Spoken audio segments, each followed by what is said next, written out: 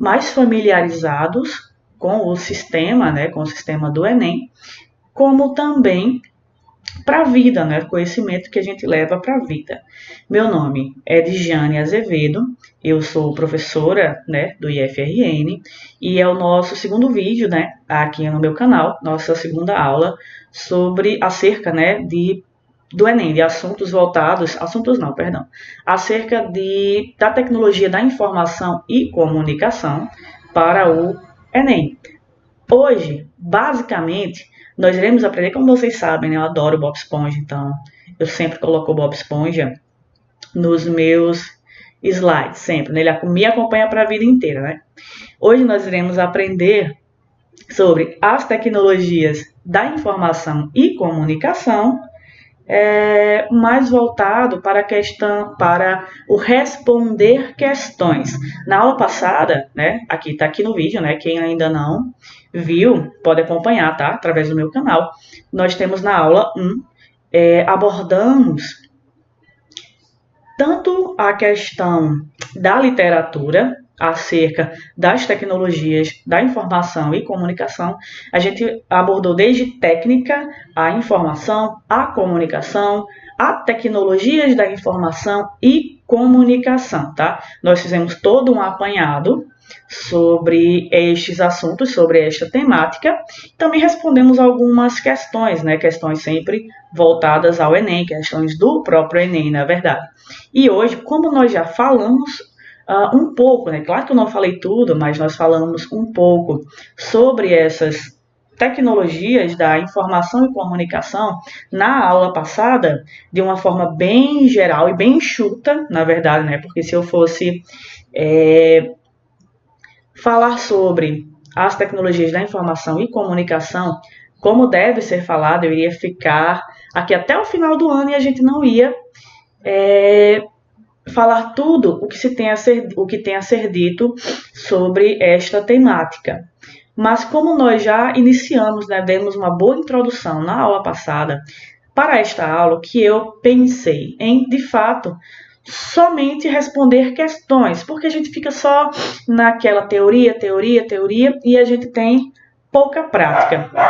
O que eu quero mesmo hoje é que a gente mergulhe nas provas do Enem, e que a gente consiga ter uma visão mais ampla sobre as provas e para que vocês também não fiquem tão tensos. Claro, eu sei que vocês vão ficar tensos, né?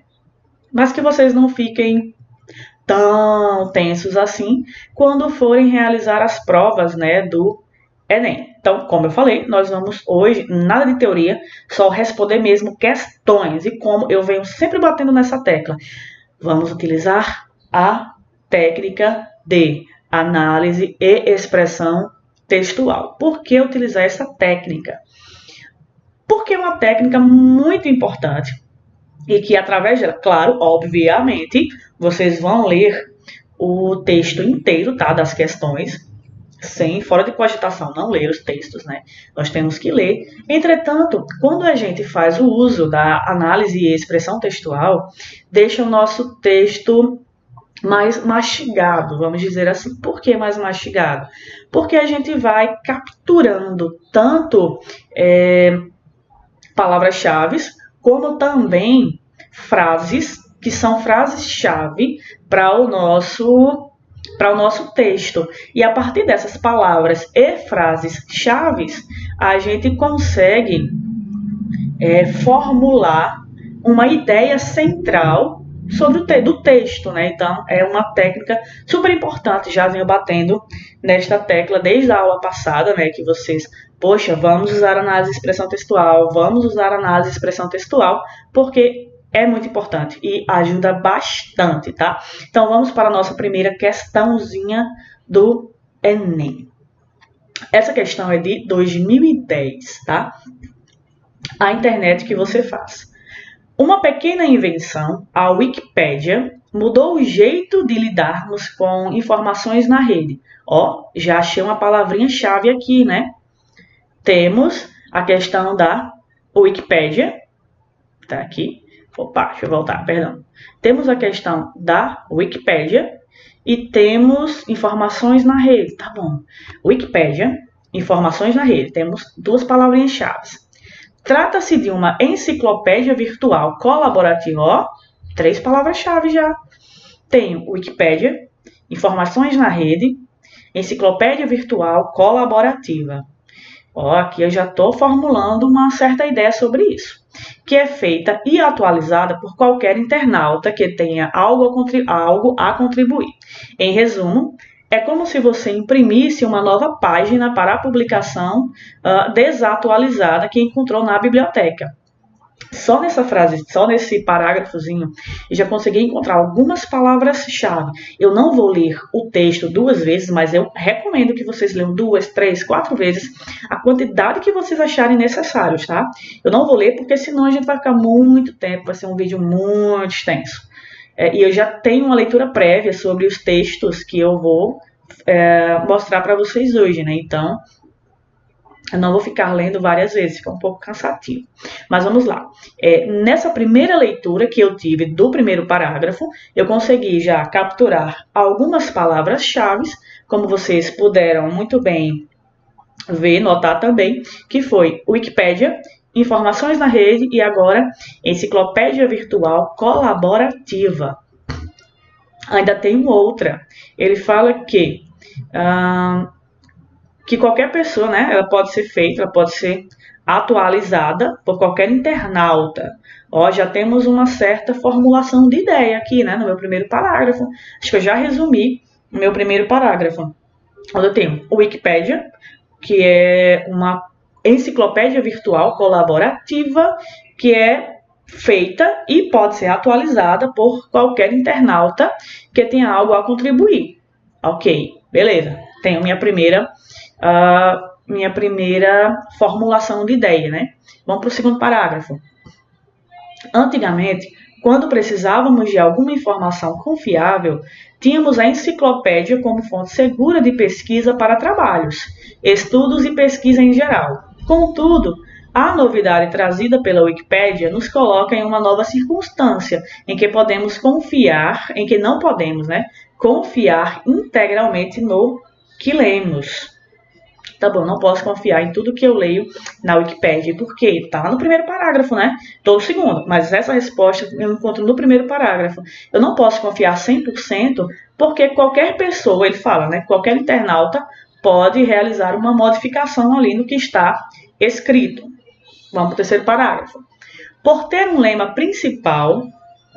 lema principal a escritura coletiva, seus textos trazem informações que podem ser editadas e reeditadas por pessoas do mundo inteiro.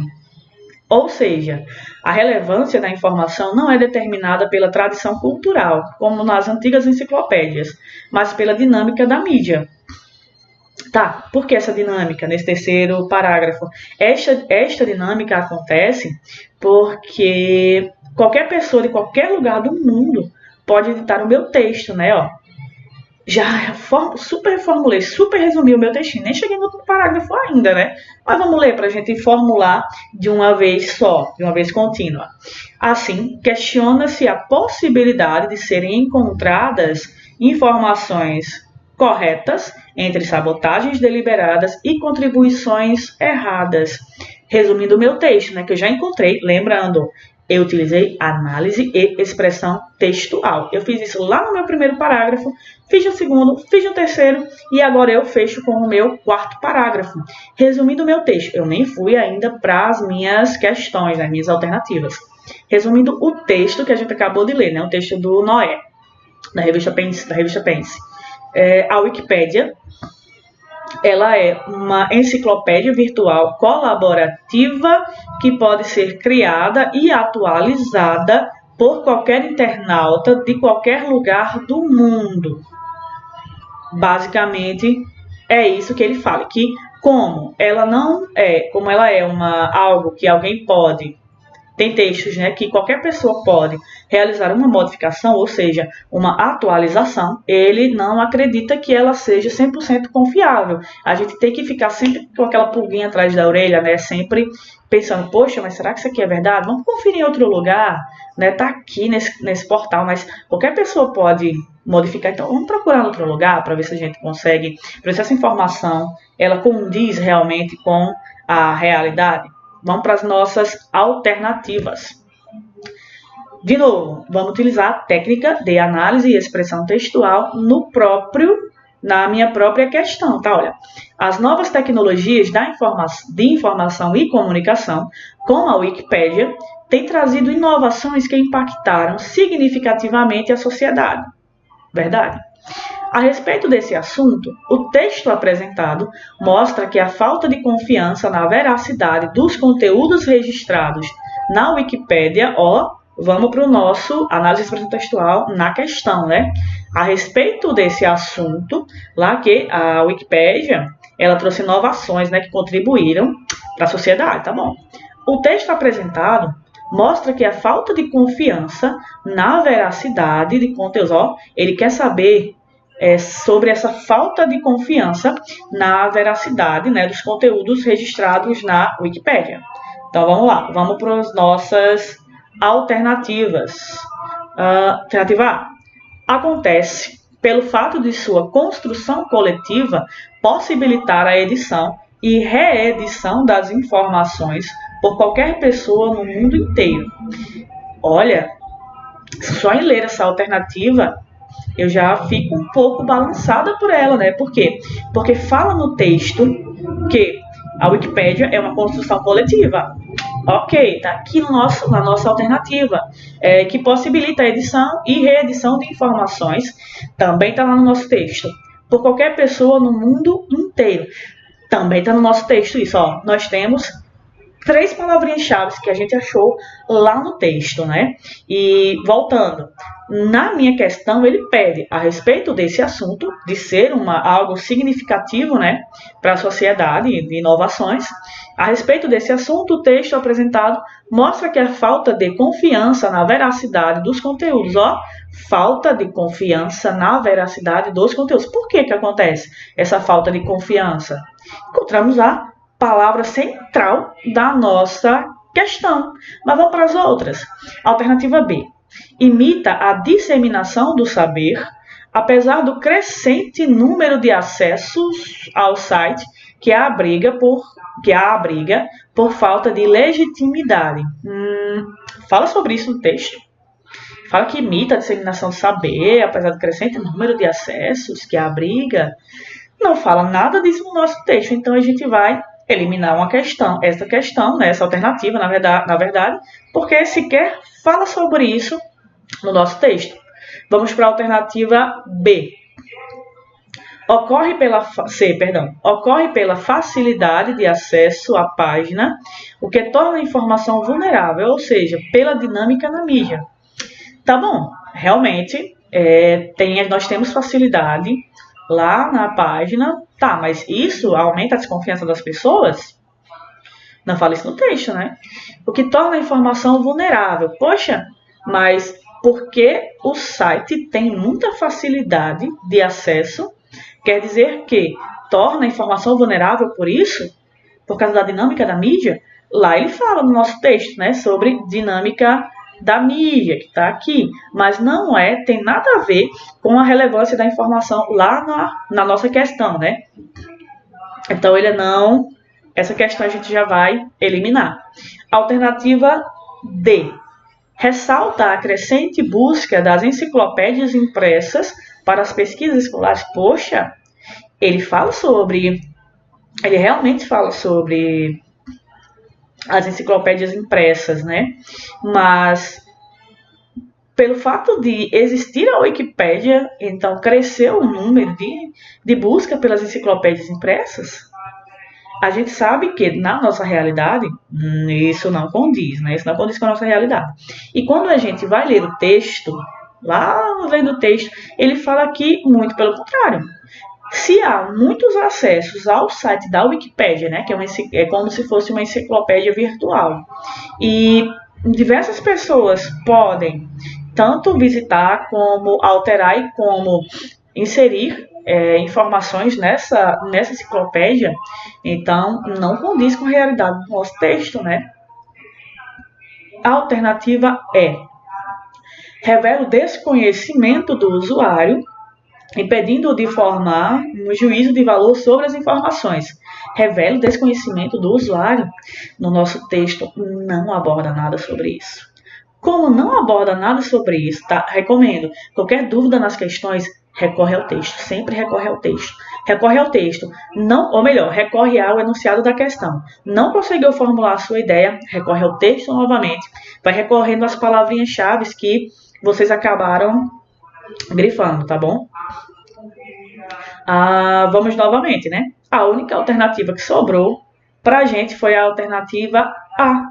Acontece pelo fato de sua construção coletiva possibilitar a edição e reedição das informações por qualquer pessoa no mundo inteiro. Poxa vida, eu encontrei essa resposta já no primeiro parágrafo do meu texto, onde ele fala, questão lembrando, eu usei análise de expressão textual aqui, no meu resuminho. A Wikipédia é uma enciclopédia virtual, ó, tá aqui. A Wikipédia é uma enciclopédia virtual, colaborativa, que pode ser feita e atualizada por qualquer pessoa que tenha algo a contribuir. E aqui fala também que ela não é tão confiável, porque muitas pessoas acabam editando, né, as informações. Então, a alternativa correta, a alternativa A.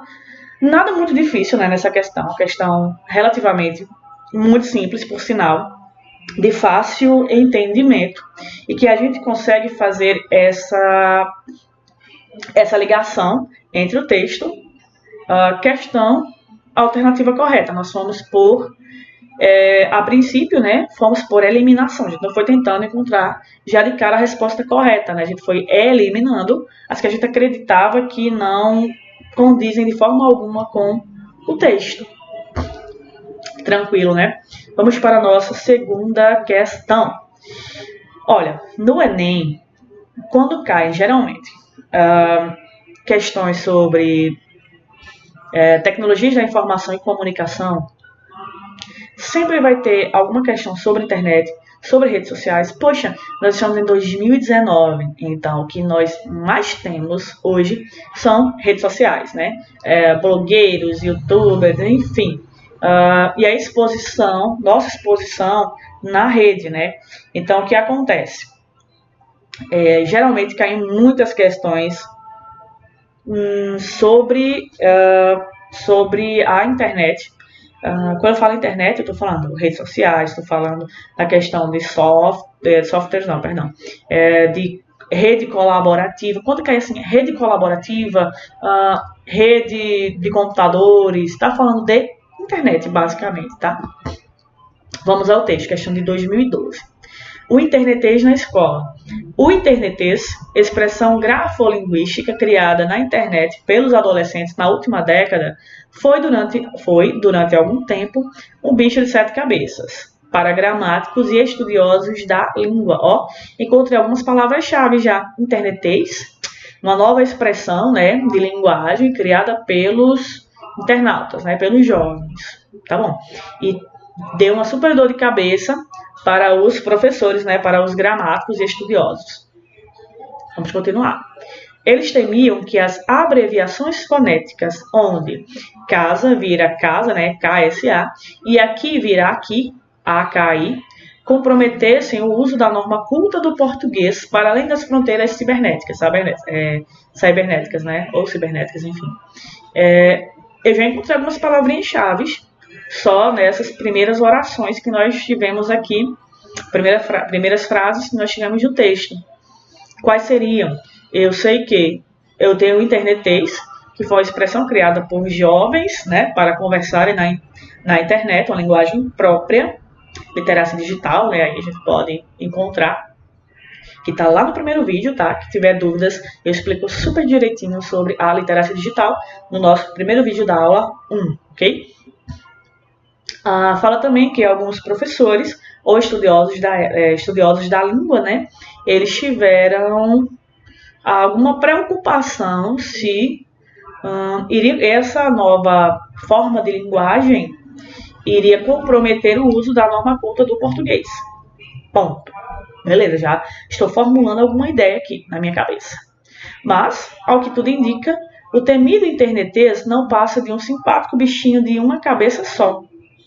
Ainda que a maioria dos professores e educadores se preocupem com ele, a ocorrência do internetês nas provas escolares, vestibulares e em concursos públicos é insignificante. Essa forma de expressão parece ainda estar restrita a seu habitat natural. O que ele quer dizer aqui? Que os professores e educadores não devem ter medo desse internetês. Por quê?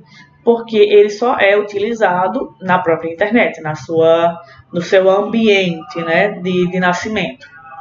Ok? Aliás, aí está a questão. Saber separar bem a hora em que podemos escrever de qualquer jeito, que é JTO, né? Da hora em que não podemos escrever de qualquer jeito, de forma comum, forma culta. E para um adolescente que fica várias horas teclando que nem louco nos instant messengers e chats da vida, é fácil virar a chavinha do cérebro do internetês para o português culto? Esta dificuldade será proporcional ao contato que o adolescente tenha com textos na forma culta, como jornais ou obras literárias. Dependendo deste contato, ele terá mais facilidade para abrir mão do internetês. Explica Eduardo de Almeida Navarro, professor livre docente de língua tupi e literatura colonial da USP. Bom, o que a gente pode resumir desse texto, né, dessa questão aqui? Eu tenho uma nova forma de linguagem, que é o internetês, que é a linguagem da internet, vamos dizer assim, que foi inventada pelos jovens, onde os professores temiam que a forma que você escreve na internet pudesse interferir na norma culta brasileira, né? Na norma culta portuguesa, né? Culto do português, que pudesse interferir de alguma forma. E lá no final ele fala que não precisa se preocupar, não é nem um bicho, de cabeça, só tem uma cabeça só, né? Que ele fala uma cabecinha só, e que a gente não precisa se preocupar com isso, porque de qualquer forma é uma linguagem restrita, que deve ser restrita apenas àquele ambiente. Beleza, compreendido, fazendo análise de expressão textual desse meu textinho, né, eu vou para as minhas questões e ver como é que eu posso encontrar a resposta correta. Segundo o texto, a interação virtual favoreceu o surgimento da modalidade linguística conhecida como internetês. Tá bom. O texto fala sobre a interação virtual, né, que favoreceu o surgimento da modalidade linguística, né? Tá bom. A linguagem da internet. Quanto à influência do internetês no uso da forma culta da língua, infere-se que, ok, ele está pedindo para mim apenas que eu fale enquanto esse internetês influencia no uso da forma culta da língua. Vamos às alternativas. A ocorrência de termos do internetês em situações formais de escrita aponta a necessidade de a língua ser vista como herança cultural que merece ser bem cuidada. A ocorrência de termos de internetês em situações formais de escrita, a gente já encontrou aqui um impasse. Já sabemos que essa alternativa não condiz com o texto. Por que ela não condiz? Porque ela tem o seguinte, que a ocorrência de termos do internetês em situações formais de escrita, ele fala lá que, no texto, né, ele deixa explícito que esse internetês não vai influenciar na forma culta da língua. Por quê? Porque ele fica preso, ele deve ficar preso àquele ambiente. A gente sabe que algumas pessoas, realmente pelo fato desse internetês constante, têm dificuldades na escrita da forma culta, mas não condiz com o texto, essa alternativa. Então a gente vai deixar esse nosso conhecimento prévio porque ele não está condizente nem com o texto e nem com a minha questão. Olha, porque ele fala a questão da influência do internetês no uso da forma culta da língua.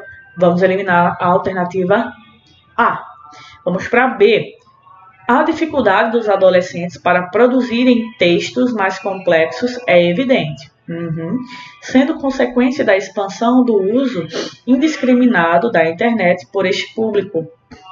Ok, pode ser que seja verdade. Entretanto, no texto não aborda essa dificuldade que os adolescentes têm por culpa do internetês.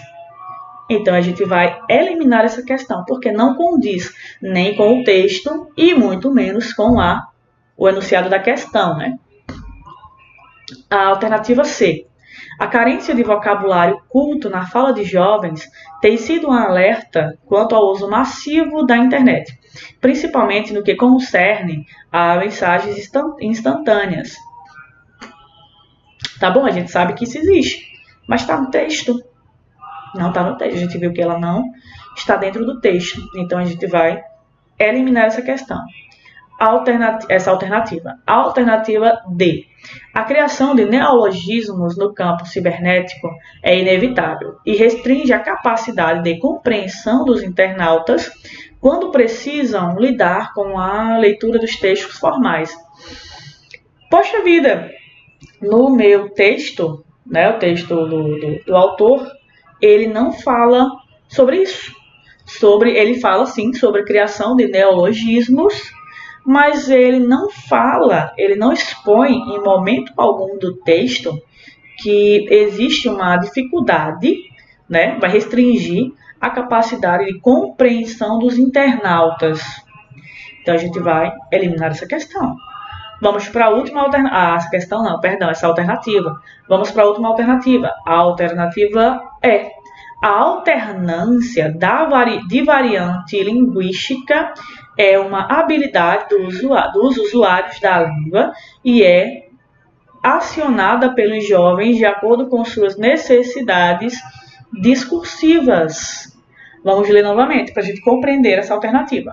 A alternância de variante linguística é uma habilidade dos usuários da língua. Fala isso no texto, né? E é acionada pelos jovens de acordo com suas necessidades discursivas. Percebemos que essa questão é uma questão um pouco complexa. Ela precisa de muita interpretação de texto. A gente foi eliminando alternativas. Quando a gente vem para essa nossa alternativa a gente tem que recorrer ao texto novamente. A gente consegue, a partir de lá e da meu enunciado da questão, né, quando ele fala quanto à influência do internetês no uso da forma culta da língua, né, em que isto infere-se que a única alternativa mais coerente com o texto e com o enunciado da minha questão, nós sabemos que tem aqui coisas que a gente traz conhecimento de mundo, né? Entretanto, não condiz com a realidade do texto e nem com o enunciado da minha questão. Logo, a nossa alternativa correta é a alternativa de letra E. Por quê?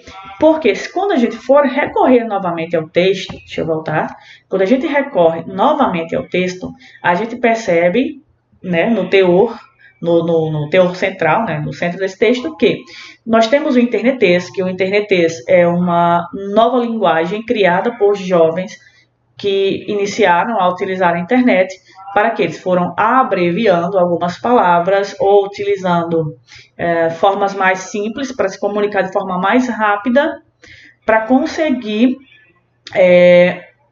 enviar sua mensagem e receber também de forma mais rápida e que eles consigam também fazer uma visualização e consigam ler, né? Que os professores tiveram muita dor de cabeça com essa nova forma de escrita. Entretanto, que os concursos, a internet, enfim, os concursos, provas escolares não iriam ser abaladas, vou usar essa palavra, tá? Abaladas por essa nova forma de escrita. Então a gente já sabe que, olha, beleza, como esse internetexto não vai influenciar em nada e que os alunos vão ter que utilizar a norma culta da língua para provas, desde escola a concursos públicos, a qualquer outro que seja de cunho acadêmico, que não seja na própria internet, nessa comunicação entre locutor e interlocutor, seja só entre amigos, que fique naquele ambiente, a gente supõe que no texto, as pessoas, os jovens, foram tendo outras formas de escritas, né, de variância linguística, e que as pessoas vão utilizar de acordo com as suas necessidades discursivas. E só. É uma super pegadinha, né, que a gente consegue ver nessa nossa questão, uma questão um pouco complexa, e se a gente não for pegando as palavras-chave, utilizando análise e expressão textual, a gente acaba por perder a questão, porque a gente não conseguiu interpretar de forma correta, né? Então, tranquilo, vamos para a nossa próxima questão. Essa questão é de 2012 também, fala sobre o Twitter. Uma twitteratura? Nossa, twitteratura, o que será que é isso? As novidades sobre o Twitter já não cabem em 140 toques. Informações vindas dos Estados Unidos dão conta de que a marca de 100 milhões de adeptos acaba de ser alcançada e que a Biblioteca do Congresso, um dos principais templos da palavra impressa, vai guardar em seu arquivo todos os tweets, ou seja, as mensagens do microblog. No Brasil, o fenômeno não chega a tanto, mas já somos o segundo país com maior número de tuiteiros. Também aqui, o Twitter está sendo aceito em territórios antes exclusivos do papel. A própria Academia Brasileira de Letras abriu um concurso de microcontos para textos com apenas 140 caracteres. Também se fala de possibilidades literárias desse meio, que se caracteriza pela concisão. Já há até um neologismo, twitteratura, para indicar os enunciados telegráficos com criações originais, citações ou resumos de obras impressas. Por ora, pergunto como se estivesse tweetando. Querer fazer literatura com palavras de menos não é pretensão demais? Bom, o que nós podemos tirar, né, deste texto como o centro, né, que existe uma rede social, Twitter, que nela você escreve com até um textinho, né, até 140 caracteres no máximo. Não sei como está o Twitter hoje, tá? Porque eu não uso Twitter. Mas aqui no texto ele fala que são até 140 caracteres. Se tiver aumentado, ótimo. Mas neste texto, 140 caracteres, tá? Tá bom. Eu tenho que utilizar 140 caracteres para criar um texto no Twitter. Ele fala sobre a questão de que, inclusive, a própria Academia Brasileira de Letras abriu um concurso de microcontos. Teria que escrever, né, participar desse concurso com apenas 140 caracteres. É um microblog, tá bom? Acho que eu já estou formulando a minha ideia principal do texto da aventura, né, do jornal O Globo de 2010. Vamos para as alternativas. As novas tecnologias estão presentes na sociedade moderna, transformando a comunicação por meio de inovadoras linguagens. O texto de Zuenir Ventura, Zuenir Ventura, mostra que o Twitter tem sido acessado por um número cada vez maior de internautas e já se insere até na literatura. Neste contexto de inovações linguísticas, a linguagem do Twitter apresenta como características relevantes. Alternativa A, ou melhor, vamos de novo só para aqui para a minha questão, para a gente ver o que nós estamos procurando, né? A questão é enorme, assim, né? O enunciado da questão, na verdade, um pouco um pouco comprido. Vamos ler de novo. O texto de Ventura mostra que o Twitter tem sido acessado por um número cada vez maior de internautas e já se insere até na literatura. Ok. Neste contexto de inovações linguísticas, a linguagem do Twitter apresenta como característica, tá? Ele quer saber qual a característica no contexto de Twitter enquanto na literatura, né? Tá bom, vamos ver. Alternativa A. A concisão relativa ao texto, ao adotar como regra o uso de uma quantidade pré-definida de toques. A gente tem um concurso, né? Concurso lá que a Associação Brasileira de Letras fez, em que a regra era ter 140 caracteres. Vamos à alternativa B. A frequência de neologismos criados com a finalidade de tornar a mensagem mais popular. Fala isso no texto. Fala sobre neologismo, né? Aqui já há até um neologismo, twitteraria, para indicar enunciados telegráficos, como criações originais, citações. Tá bom, mas ele não fala sobre que a finalidade é tornar a mensagem mais popular. Ele fala só sobre a questão de que eu reduzo, né, um texto em até 140 caracteres. Alternativa C. O uso de expressões exclusivas na nova forma literária para substituir palavras usuais de português? Não, de forma alguma. Inclusive, tem um concurso, né, de microcontos, de acordo com o texto, então, da Associação Brasileira de Letras, né? Então, não. E no texto não fala sobre isso. Que eu vou ter expressões exclusivas da forma literária substituir palavras usuais de português. Não. Alternativa D. O emprego de palavras pouco usuais no dia a dia para reafirmar a originalidade e o espírito crítico dos usuários desse tipo de rede social. O emprego de palavras pouco usuais no dia a dia para reafirmar a originalidade. Poxa, ele fala isso no texto. Eu não estou recordando de ter lido isso no texto. Não tem isso no texto. Se não tem no texto, não condiz com o enunciado da minha questão, eu elimino nessa alternativa. O uso de palavras... deixa eu só acabar de ler, né? Alternativa. Reafirmar a originalidade e o espírito crítico dos usuários desse tipo de rede social. Não. Imagina. Eu vou colocar no Twitter, eu não sou obrigada a colocar no Twitter palavras pouco usuais, muito pelo contrário. A gente viu que tem internetês, né, que a gente viu na aula passada, e a questão da twitteratura, né? Então, eu já elimino essa questão, essa alternativa D.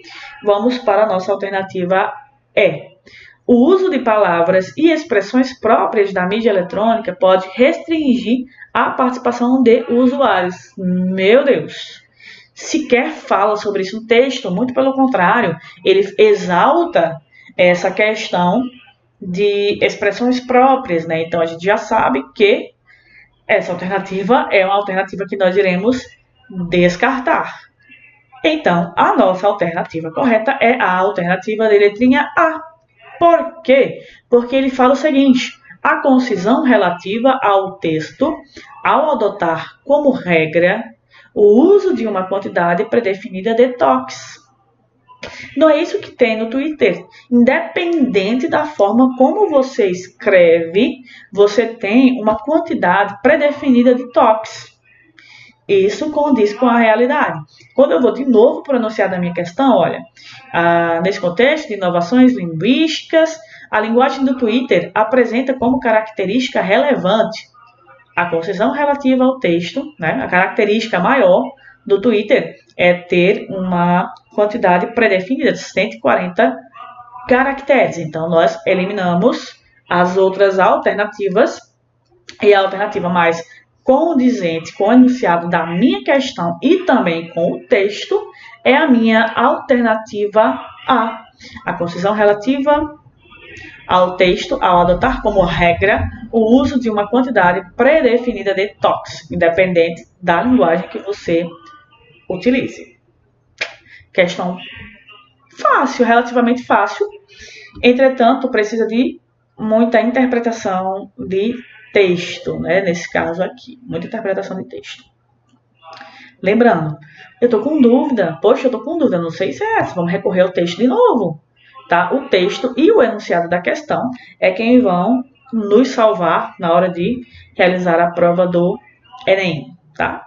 Tipo, ó, no texto não fala sobre, no enunciado da minha questão também não condiz, então eu elimino essa questão, mesmo essa alternativa, mesmo que eu saiba que aquilo condiz com a minha realidade, tá? Condiz, mas não condiz com a do texto e nem com o enunciado da minha questão, ok?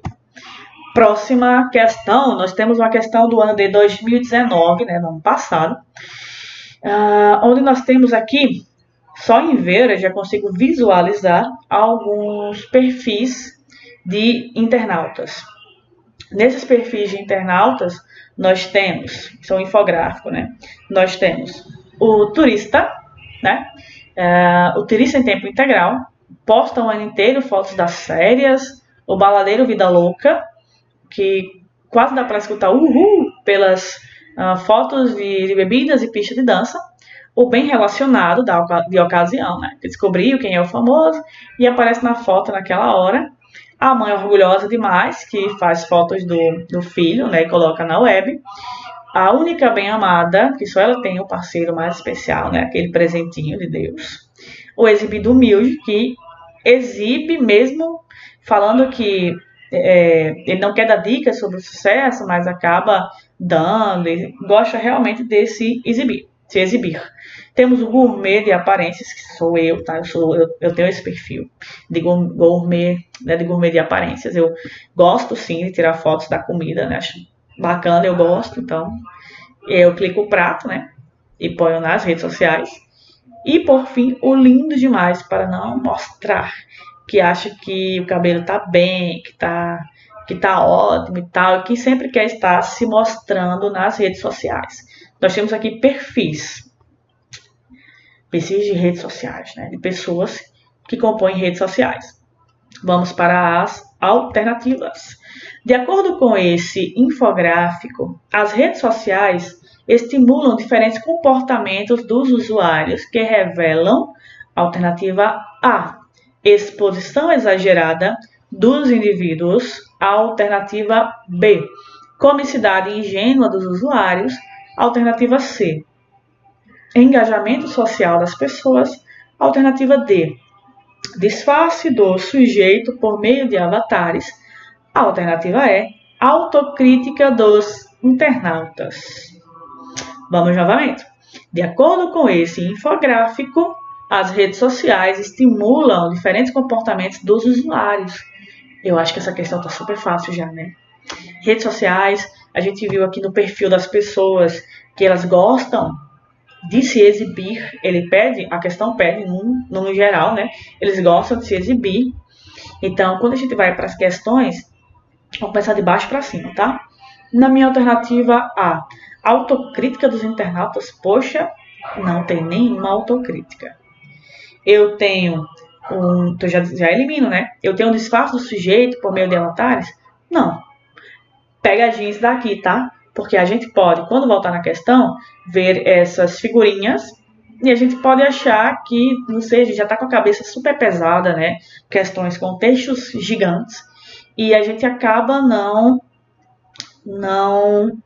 visualizando direito acerca dessas pessoas com essas figuras. Então, não são avatares isso daqui, tá? É apenas uma figurinha que não ia colocar fotos de pessoas, tá? São apenas perfis. Logo, a gente já elimina o D. Poxa, eles estão todos se exibindo. Se eles estão se exibindo, por que eles vão se esconder atrás de avatares? Não existe, não condiz. A alternativa C, engajamento social das pessoas. Tá, realmente tem um engajamento, mas o engajamento social seria social ou seria um engajamento mais individual, né? Porque ele se expõe nas redes sociais e as outras pessoas vão ver sua vida. Então, não é um engajamento social. A alternativa B, comicidade ingênua dos usuários. Não, as pessoas, elas sabem que estão sendo expostas. Então, não existe isso, ingenuidade desses usuários. A alternativa que nos resta é a alternativa A, exposição exagerada dos indivíduos. O que isso acontece? Poxa, se a gente for voltar lá no nosso infográfico, nós vamos ver perfis de pessoas que adoram se exibir na internet.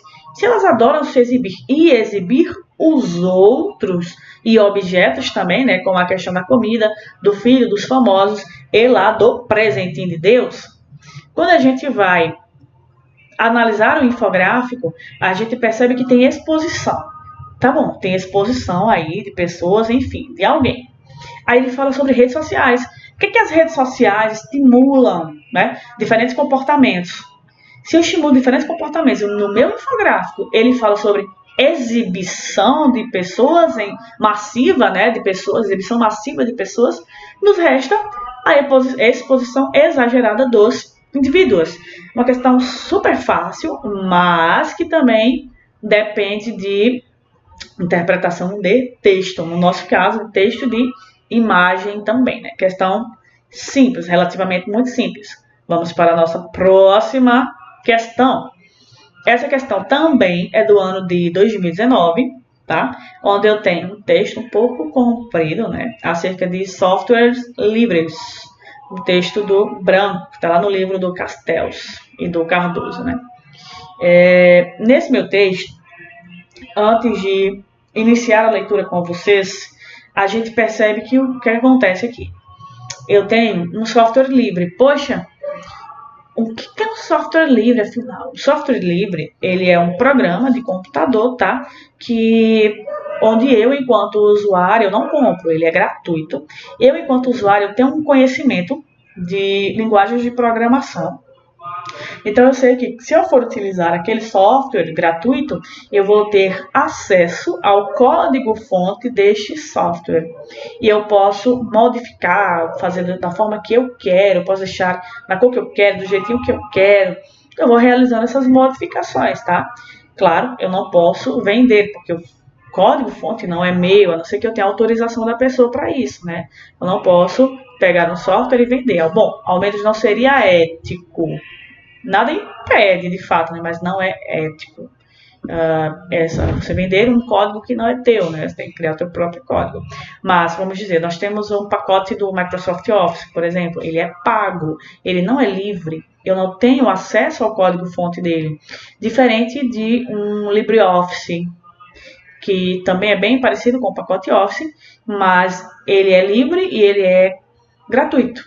Eu tenho acesso ao código-fonte dos programas, né, do pacote do LibreOffice.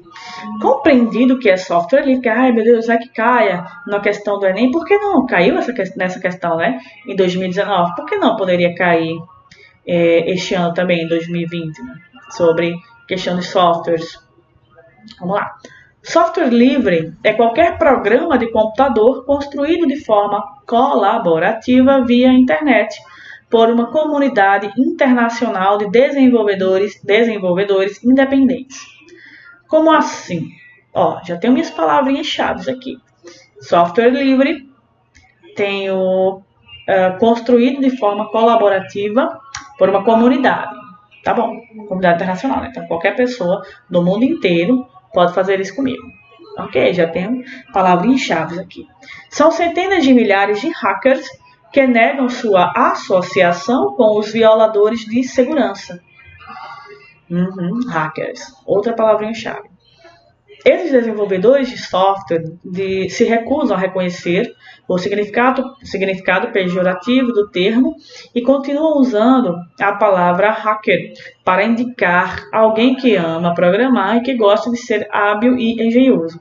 Além disso, esses programas são entregues à comunidade com o código-fonte aberto e disponível, permitindo que a ideia original possa ser aperfeiçoada e devolvida novamente à comunidade. Nós já temos que eu tinha explicado para vocês sobre o que é um software livre, né? Então aqui já tem outra palavrinha-chave, que ele tem o código-fonte aberto. Tem o código-fonte aberto, qualquer pessoa, né, pode colaborar com este software. e pode voltar para a comunidade. Tá bom? Estou formulando aqui minhas ideias.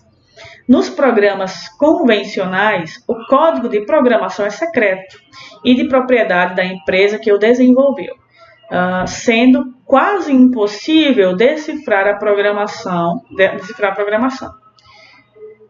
O que está em jogo é o controle da inovação tecnológica, que é um software livre.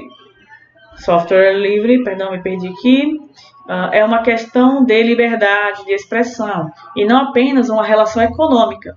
Hoje existem milhares de programas alternativos construídos dessa forma e uma comunidade de usuários com milhões de membros no mundo.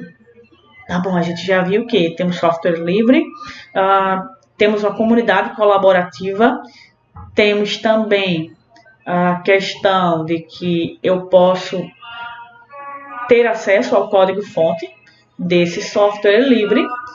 Na nossa último parágrafo, ele fala que nós temos liberdade de expressão. O software livre, né, é uma questão de liberdade de expressão. Então, eu tenho democracia neste meu contexto. Vamos para nossas alternativas. A criação de softwares livres contribui para a produção do conhecimento na sociedade porque, alternativa A, democratiza o acesso a produtos construídos coletivamente. Olha, essa alternativa aqui tem super a ver com as palavras-chave que eu consegui capturar lá do meu texto, hein? Tem a questão de democratização, que é a questão da liberdade, né? Democratiza o acesso, eu tenho liberdade nesse acesso, e são produtos construídos coletivamente. O texto falou para mim que é.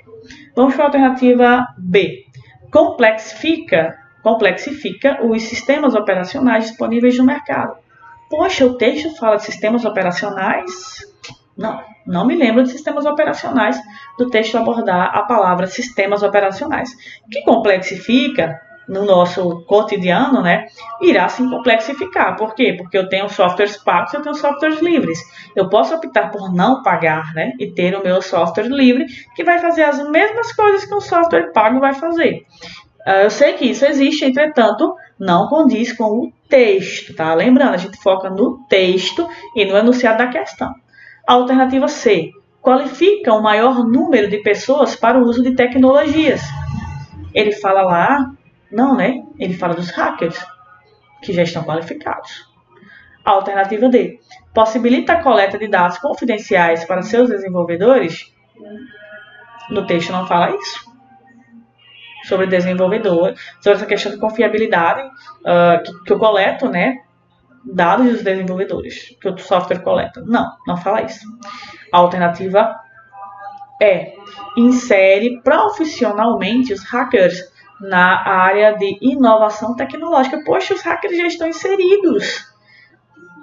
E no texto não fala isso pra gente. Ele fala que os hackers, eles trabalham, né, que não gostam nem de ser chamados de hackers, né, que trabalham com software livre, que eles trabalham com o código livre e vão realizando algumas modificações.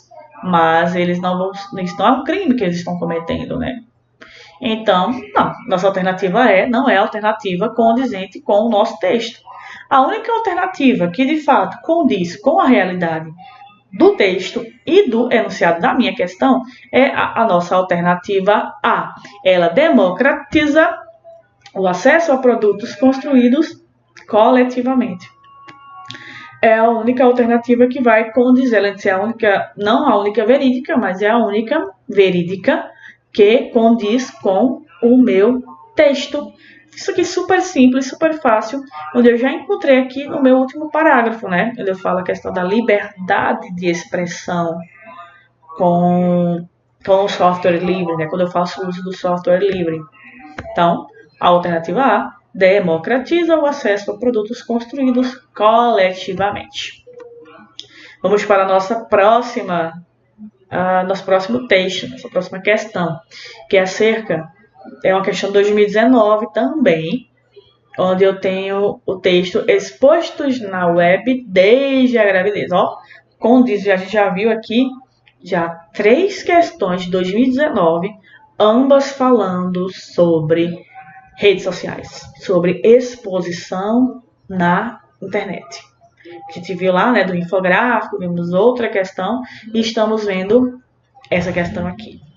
A gente já viu muita coisa sobre redes sociais, né, em 2019.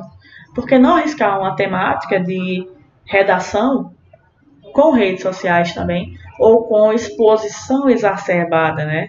Muita exposição na rede. É um ponto a ser pensado. Vamos lá. Expostos na web desde a gravidez. Mais da metade das mães e 1/3 dos pais ouvidos em uma pesquisa sobre compartilhamento paterno em mídias sociais discutem nas redes sociais sobre a educação dos filhos. Muitos são pais e mães de primeira viagem, frutos da geração Y, que nasceu junto com a internet, e usam esses canais para saberem que não estão sozinhos na empreitada de educar uma criança. Há, contudo, um risco no modo como as pessoas estão compartilhando essas experiências. É a chamada exposição parental exagerada, alertam os pesquisadores.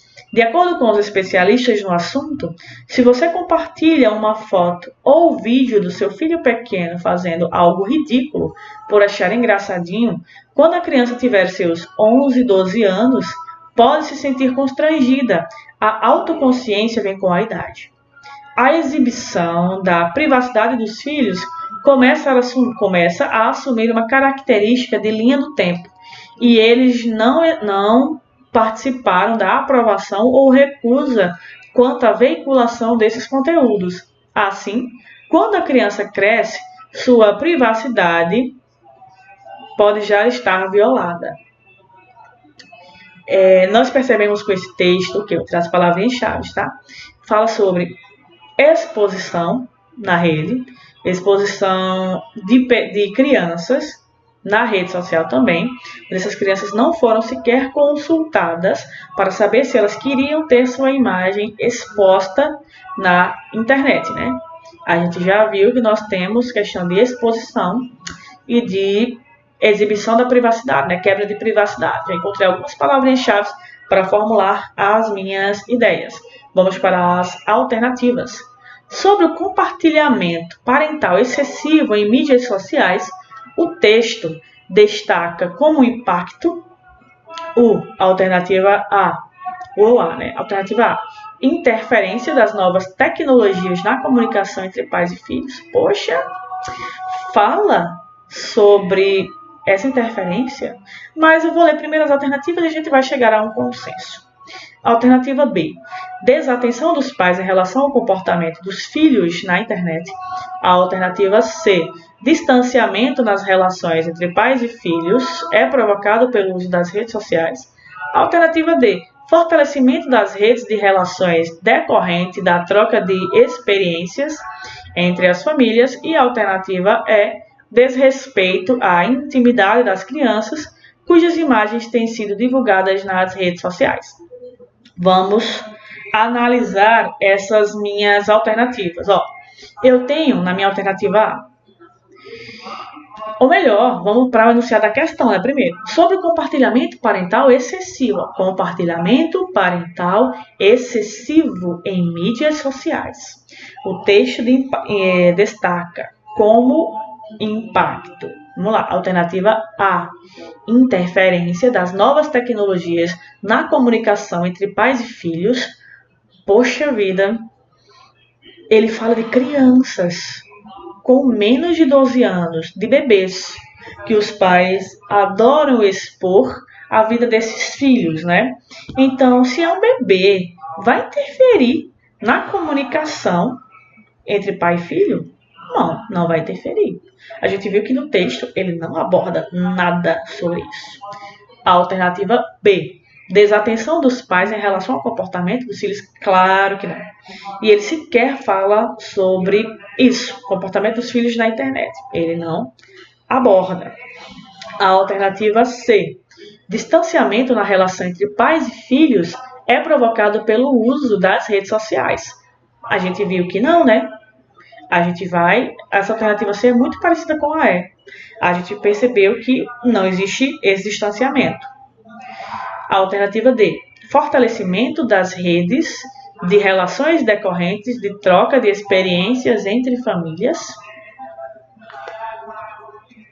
Será que é? Desrespeito à intimidade das crianças, cujas imagens têm sido divulgadas nas redes sociais. Olha, vamos de novo para a alternativa D. Fortalecimento das redes de relações decorrentes de troca de experiência entre famílias. Ele fala sobre isso? Não. Ele não deixa expostar as pessoas, elas compartilham as fotos de seus filhos, né? Mas não deixa isso de forma explícita no texto, né?